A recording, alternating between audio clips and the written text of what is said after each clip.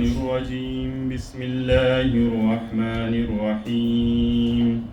فأقم وجهك للدين القيم من قبل أن يأتي يوم لا مرد له من الله يومئذ يصدعون من كفر فعليه كفره ومن عمل صالحا فلأنفسهم يمهدون ليجزي الذين آمنوا وعملوا الصالحات من فضله إنه لا يحب الكافرين ومن آياته أن يرسل الرياح مبشرات وليذيقكم من رحمته ولتجري الفلك بأمره ولتبتغوا من فضله ولعلكم تشكرون ولقد أرسلنا من قبلك رسلا إلى قومهم فجاءوهم بالبينات فانتقمنا من الذين أجرموا وكان حقا علينا نصر المؤمنين الله الذي يرسل الرياح فتثير سحابا فيبسطه في السماء كيف يشاء ويجعله كسفا فترى الودك يخرج من خلاله فإذا أصاب به من يشاء من عباده إذا هم يستبشرون وإن كانوا من قبل أن ينزل عليهم من قبله لمبلسين فانظر إلى آثار رحمة الله كيف يحيي الأرض بعد موتها إن ذلك لمحيي الموتى وهو على كل شيء قدير ولئن أرسلنا ريحا فرأوه مصفرا لظلوا من بعده يكفرون.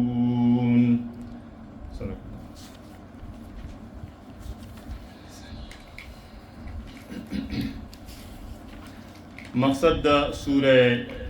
روم البشارة للمؤمنين والأدلة العقلية على التوحيد. بشارت مؤمنانو تو په یو واقعه سره یعنی د رومیانو فتح سره او په توحید باندې عقلی دلایل بیانېږي اول لس په دې صورت کې تر دې ځای پورې دیارلس دلایل عقلی بیان شوي دي. په دې آیت کې 43 نمبر آیت کې ترغیب دے بیان دا توحید تا اور رد دا شرک تا یعنی مبلغ تا ترغیب ورکی فاقم وجهک للدین القیم پس ادروا وجهک خپل ځان للدین د پارا د دین القیم آغا دین چې مضبوط دین یعنی چې پکې بیان دا قرآن و سنت دے چې بیان دا مضبوط دین چې په بیان پکې دا سنتو دی او رد د بدعاتو دی مضبوط دین من قبل ان یاتی یوم لا مرد له من الله مخکې د دینا من قبل ان مخکې د دینا یاتی یوم چې رابشي ورځ لا مرد له چې نبو واپس کېدل وي دی لرا من الله د طرفه د الله نه یعنی هغه د آخرت ورځ چې الله نه واپس کی بل څوک نشي واپس کوله. یومئذ یصدعون په دغه ورځ کې به یصدعون خلق جدا کړي شي یعنی موحدین به جنت ته روان کړي شي او مشرکان به جهنم په طرف د جهنم. په دغه ورځ کې به جدایي راوستي شي په خلکو کې په عوام کې په مخلوق کې انسانانو کې. من کفر فعلیه دا د دې تفصیل سورہ ہود کې راځي بیا سورہ ہود غالباً 24 نه 28 آیت پرې التم تفصیل دې تاسو ویلې د دې کوم تفصیل کېږي. من کفر فعليه کفره چا چې انکار وکړو د قرآن نه فعليه کفره پس سزا دا د دې انکار په د باندې ده. ومن عمل صالحا او چا چې عمل وکړو نیک فلانفسهم پس دوی خپل ځان د پاره یمهدون بچوڼې خورئ په جنت کې. چا چې عملو کو نیک پس دوی خپل ځان د پاره یمهدون بچوڼې خورئ یعنی بسترې خورئ په جنت کې، یعنی ټھکانې جوړئ په جنت کې چا چې عمل وکړو. دې ځای کې لکه کفر وي من کفره چې چا انکار وکړو د قرآن نه، نو سزا دغه سزا په هغه باندې د کفر د دې د انکار د دې. چا چې عمل وکړو عمل یعنی د دې کې ګوره ومن آمن عامل ونه وي چې ایمان راوړو بیا یې عمل وکړو، مطلب دلته ترغیب مبلغ ته دی، مبلغ مخکې نه موحد دی. نو آمنه را نه وړه ومن آمنه ونه وي ومن عامل یې وي چې مطلب تر مبلغ یعنی قرآن به موحد بیاني، مشرک قرآن نه بیاني. نو په دې وجه ډایرکټ وي ومن عامل چا چې عمل وکړو نیک فلانفسهم نو دوی خپل ځان ته یمهدون بچوڼې خورئ په جنت کې. مهد دا بچوڼې بسترې ته ویلی شي، یعنی دی چې عمل کوي نو ټھکاڼې هلته خپل ځان ته ټھکانه جوړوي. ولیجزي الذین اوس چې دوی دا نیک اعمال کوي دې دپاره لیجزي الذین دا نیک اعمال کوي دې دپاره لیجزي الذین چې بدله به ورکړي هغه خلکو الله هغه خلکو ته آمنو چې ایمان یې راوړی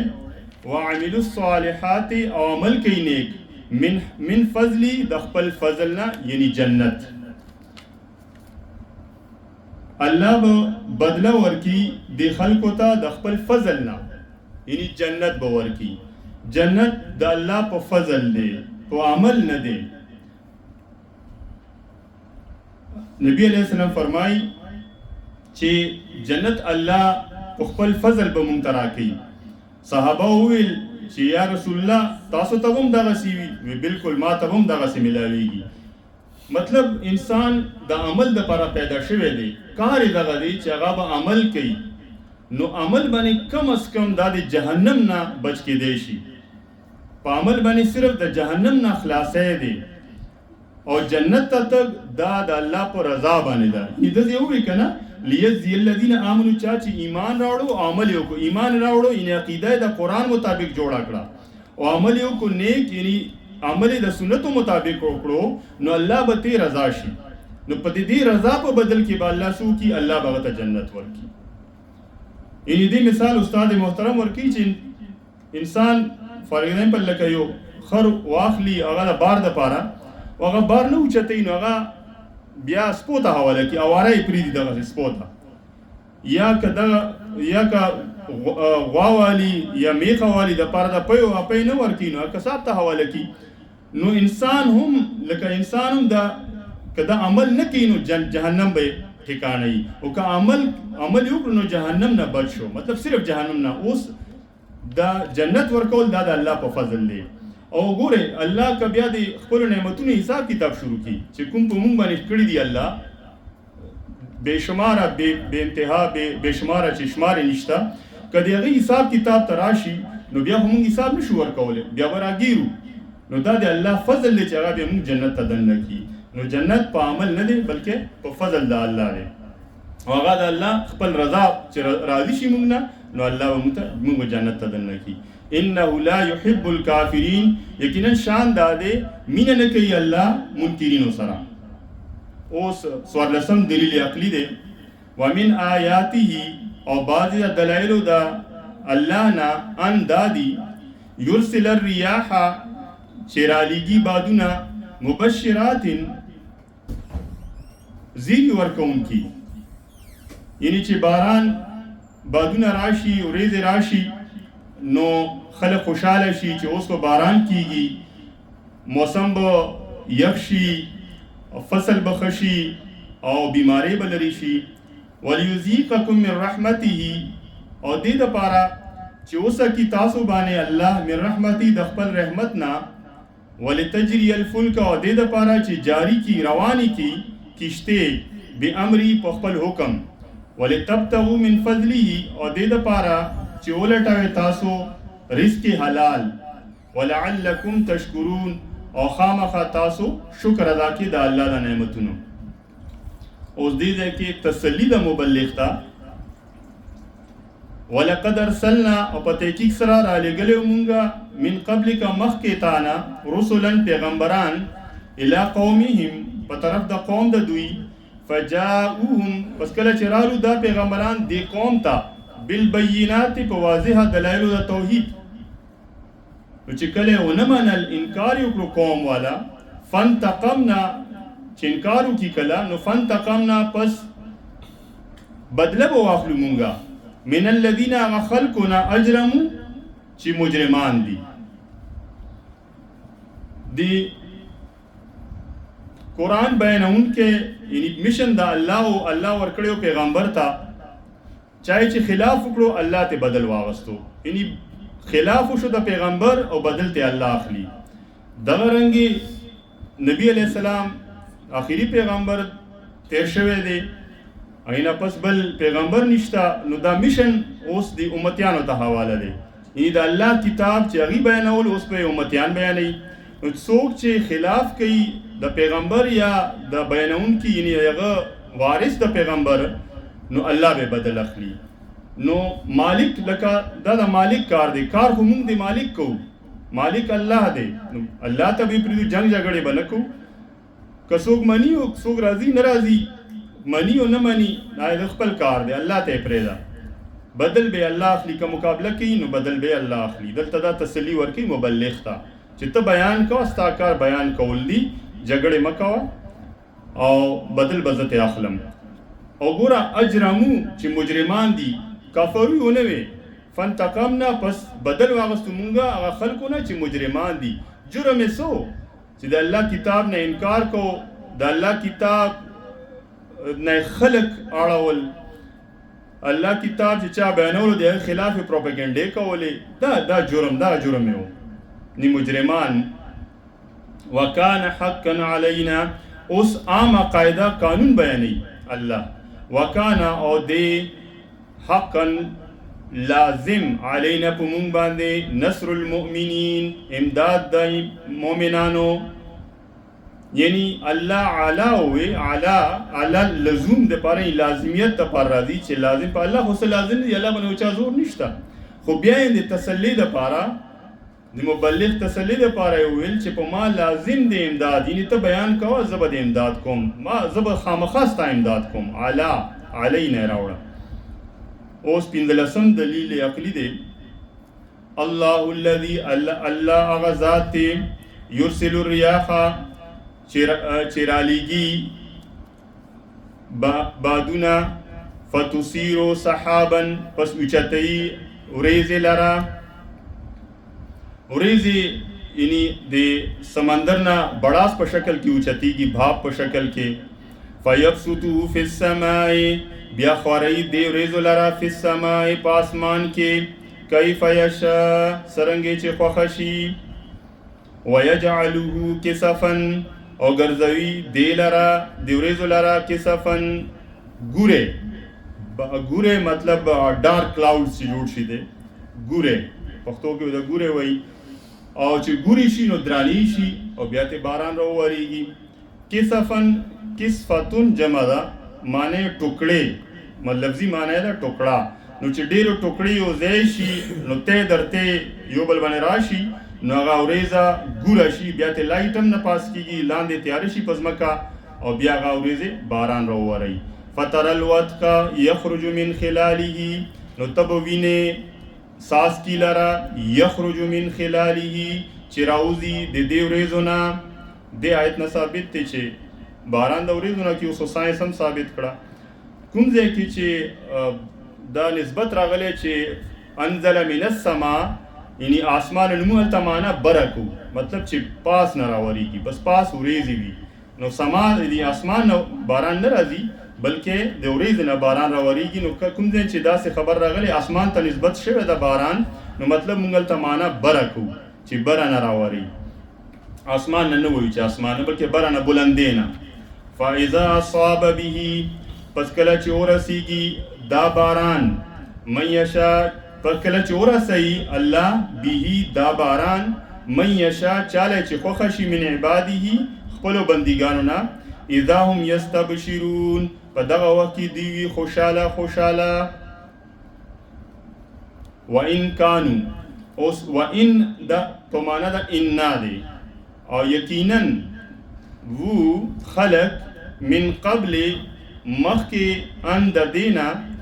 ينزل عليهم چې راوورول شي علیهم په دوی باندې باران من قبله من یعنی قبله مخکې د باران نه دا من قبلی دا تاکید دی دا مخکې دا من قبل د دې تاکید بیان شوی مخکې چې لکه زور یې کوي چې مخکې د باران نه لمبلسین خامخا ناامیده یعنی یقینا وو دا خلق مخکې نه چې راوورول شي په دې باندې باران من قبلی یعنی مخکې د باران نه لمبلسین خامخا ناامیده دی ناامیده و دی ویل مونږ خو ډېر ګناهګار یو مونږ خو د عذاب لایق یو که مونږ اوس باران وریږي مونږ باندې اور واردل پکار دي داسې ناامیده ناامیدې خبرې کولې چې باران نو راورېدلی فندر پس وګوره الی آثار نښې د رحمت الله رحمت د الله پس وګوره نښې د رحمت د الله کیف یحیی الارض بعد موتها سرنګې ژوندې کوي ځمکه پس د وچېدو د دینا یعنی باران الله راوواره او ځمکې ورسره راژوندې شوه راوټوکېدې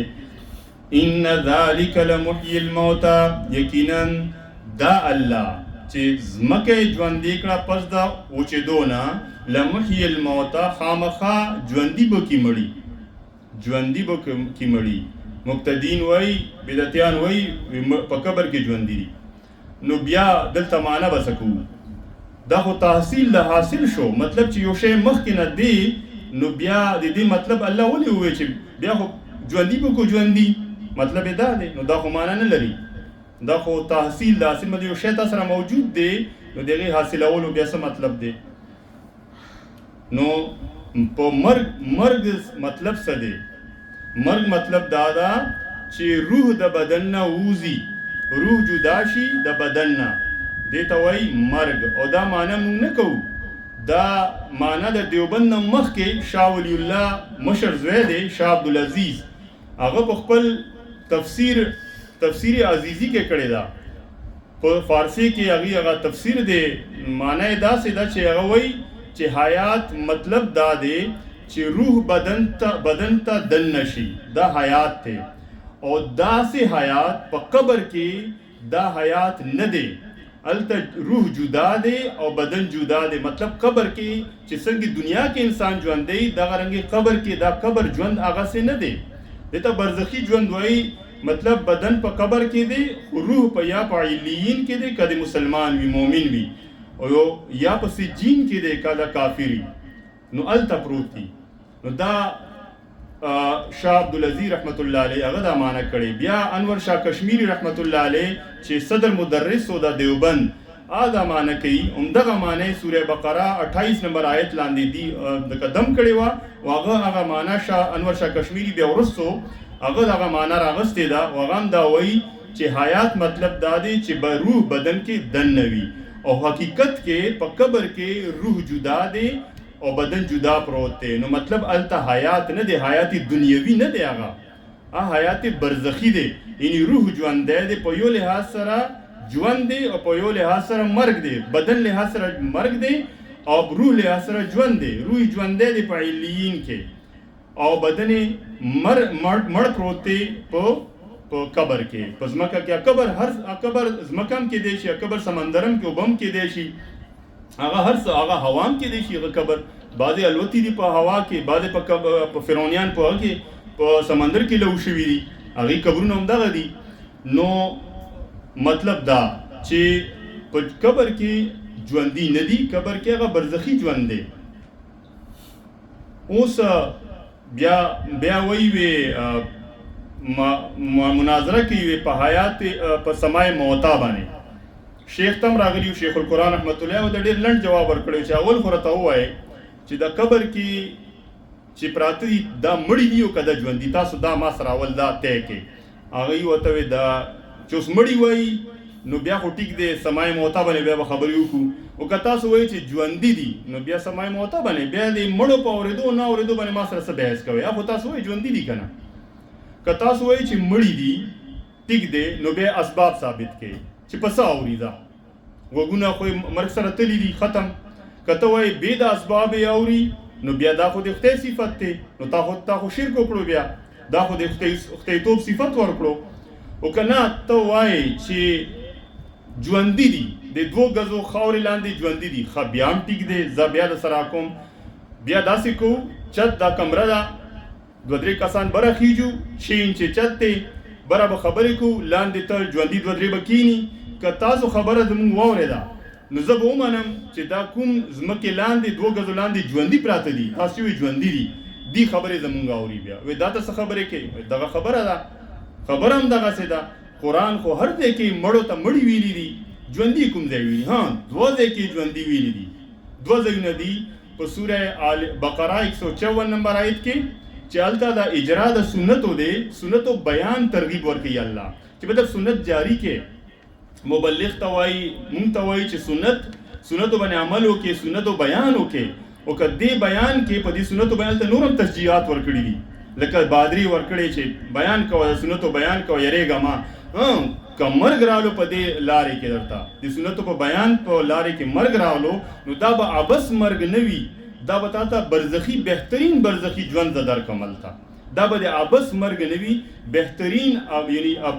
ابدي یا برزخي ژوند به تا ته راکړم. یعنی هغه بعضې کې ویلي په آل عمران کې چې رزق هم ورکوي الله خو هغه مونږ ته ادراک نشته مونږ شعور نه لرو چې څنګه رزق ورکوي. د دې دنیا په شانته نه دی هغه برزخ ته الله سره بس کنیکشن دی. یعنی د انبیاو لکه انبیاو ته بدنونه ورکړي دي اسمانونو کې لکه څنګه یو حدیث نبی علیہ السلام جبرائیل امین سره تللی او نو کتلی دي هغه بدنونو په شکل کې دغه رنګې شهیدانو ته د شنه د توتیانو په ججورو کې هغې لکه ګرځي واقعېږي نو هغه نه د جنت نه ورته یو کړکۍ کولاوي جنت ته خو لا دننه کېږي نه ولې چې قیامت نه پس به دا فیصله کېږي خو هلته نه ورته هغه آرام او سکون یا هواګانې یا چې څه هغه هغه راحتونه ورته میلاویږي د جنت هغه نعمتونه مطلب هغه بعض هغه ورته ورکوي لږ ډېر. نو مطلب چې دی ژوندي په قبرونو کې دي دغه 2 ځایونو کې ورته نور ټول ځای کې کوم ځای کې دا ترغیب دپاره دا لکه د اعتراض لرې کول دپاره په آل عمران 169 کې دا د جهاد مقام دی. نو منافقینو ویل صحابهو ته چې که تاسو نه وی تلي نو نه به یې مړه شوي نو یو جواب یې هلته په 168 کې ورکړ چې ځه ټیک دی دی خو مړه شو په جهاد کې لاړو ووتو میدان ته او تورې لاندې رالو تاسو ځان نه دفع کې مرګ که نه تاسو هو مرګ راځي نو تاسو ځان نه دفع کې مرګ ځه تاسو به مرئ تاسو په دې خپل په دې کې چې کوم دی تاسو ډډه اړخ لګوئ بستره هلته به ته مرګ راشي. بیا بل جواب د دې کې بل جواب د دې ورکړي په 169 کې چې دی کدی مړه شو په د الله په لار کې جهاد کې نو دي ته ابس مړي مه وایئ دا ژوندي دي د الله په نیز او دي ته رزق ورکولی شي او دي شعور تاسو نه لرئ الله ورته بهترین رزق ورکوي هلته یعنې دا بهترین برزخي ژوند باندې ژوندي دي دا نو دا برزخي ژوند دا جدا ژوند دی دې ادراک یعنې نه مړو ته هلته دې ژوند ادراک کېږي نه موږ ته د هغه ژوند ادراک کېږي دا جدا حالتونه دي. وهو على كل شيء قدير. او بل سوره تکویر کې هم الله وایي که نه چې قیامت منظر کشي کوي نو الله وایي چې کله به روحونه بدنونو سره یو ځای کړی شي نو مطلب چې روح بل ځای پروت دی او بدن بل قبر کې دی بل ځای دی نو بیا به یو ځای کوي که نه دا نه دی چې مخکې نه دی په دې قبر کې ژوندي دي روح سره نه دی ژوندي اثر یې رارسي هغې بیان استاد محترم داسې وایي چې لکه انسان خوب ګوري او ځنګل ته لاړ شي ځنګل ته لاړ وي او ازمری ورپسې وي او دی منډې وهي او چې راپاسي نو خویله پرې راغلي وي نو دا خو تلی نه وي د روح تلی وي هلته او روح پسې ازمری وي او دی وایي جوړ ما پسې ازمری دی نو هغه بدن ته اثر راغلي او خوله په ده راشي نو دغه رنګې دا کنیکشن د عذاب کنیکشن بدن سره الله لکه هغه حدیث صحیح حدیث نه هم ثابت دی چې نبي علیه السلام لخته پې ولګوله به چې لکه دې ته عذاب ملاویږي نو دا لخته پې شنه لخته پې ولګول نو مطلب دی نه خو دا څه چې عذاب شته قبر عذاب خو شته خو بدن دا روح ته ملاویږي روح ته عذاب مل. نو هغه کنیکشن یې ورکړی دی بدن ته چې هغه اثرات په بدن ته هم راځي. لکه څنګه ما تاسو خوب ولا وایي چې هغه په ځای پروت و بدن یې روح یې تللی او خوله په دراله دلته هغه هلته منډې ووالې او دلته د باندې خوله راوړو. دغه رنګې چې روح ته کوم خوند ورکولی شي نو هغه بدن ته هم هغه ځای هغه میلاویږي راحت، او که سزا میلاویږي نو هغه بدن ته هم د هغه تکلیف را رسي. داسې یو کنیکشن یې جوړ کړی دی.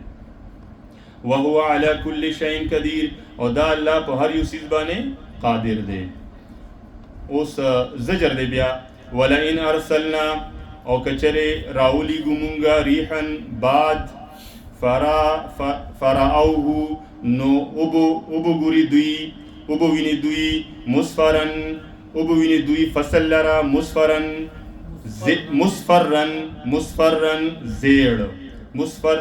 زیړ یعنی خراب شي، هغه زیړوالی یو مرض پې لګي که نه زیړ. لزولو معنی کو لزولو من بعدی یکفرون، نو خامخا شروع بشي پس د دینا یکفرون کفریات بوي، کفر بکی کفریات بوي چې بس الله مونږ لیدلی یو زمونږ هغه فصل نور نعمتونه به هیر شي چې دومره نعمتونه په الله کړي یو فصل خراب شو نو بس کفریات به شروع کی. ولئن ارسلنا این زجر ورکی ولئن ارسلنا بلا معنا، او کچره راولی ګمون بعد فراوه نو بوینی دوی فصل لرا مصفرن زیړ یعنی پوخ، چې زیړ پوخ فصل پوخ شي نو زیړ شي. لزولو نو شروع خامخا شروع بشي من بعده یکفرون پس د دینا کفر کون کی، یعنی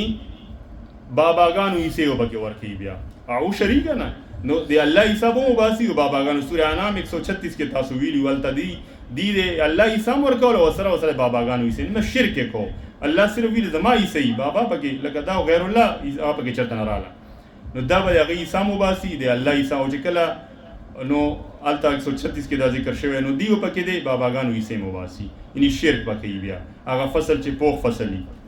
هغه الله ورته کړی الله ور کړی الله ورته پوخ کړی او دیو پکې بیا شرک فعلی کوي. د شرک فعلی وای تاسو به تفصیل ویلې می د شي مولانا صاحب تاسو کړی می یو شرک اعتقادي دی او شرک فعلی دا شرک فعلی قسم کړي ولا یو بل معنا چې کله راوه کې مونږ ضمیر واخلو ریزلا ولئن ارسلنا او کچره راولی ګمونګه ریحن یو بعد فراوه نو بل اوبو ویني دی ریز لرا مصفرن زیړه لزولو من بعده یکفرون، نو خامخا شروع بشي من بعدی پس د دینا کفر کون کی. زیړه یعنی چې کله هغه زیړه شي توره نه وي ګوره نه وي نو باران نه ورئ نو دوی مونږ خو بس مونږ ډېر داسې خلک یو بل مونږ د دې قابل یو کفریات به وایي لکه دا چې په مونږ د الله هور ورئ او مونږ د دې قابل نه یو مونږ دا مونږ باران نه ورئ الله ګیلې مانې او دا به شروع کی د الله نه دام ناروا دي او دام کفر کې راځي کفر ترسي انسان. نو دینه پس بیا تسلی ده